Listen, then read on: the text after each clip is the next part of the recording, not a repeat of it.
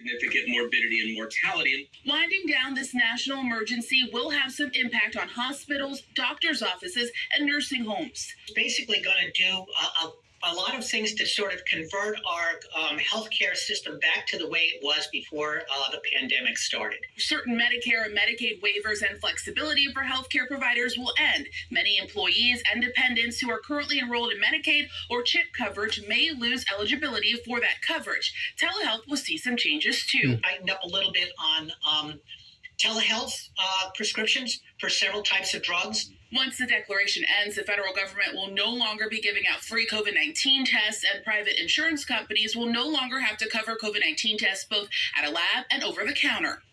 Same thing with the COVID vaccine. While supply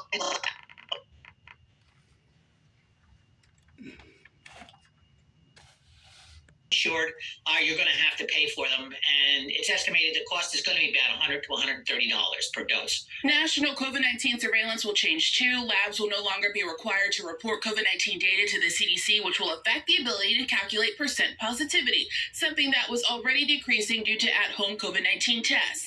We're really going to fall back and have to rely on hospitalization numbers, and they have been holding pretty steady. And I think the reason for that is there's so much herd immunity out there now. And public health experts tell me transitioning out of this national emergency declaration is a necessary next step.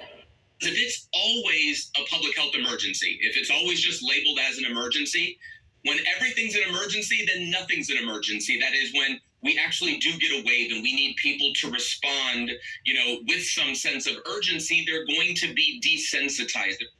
Reporting in Tampa, I'm Larissa Scott.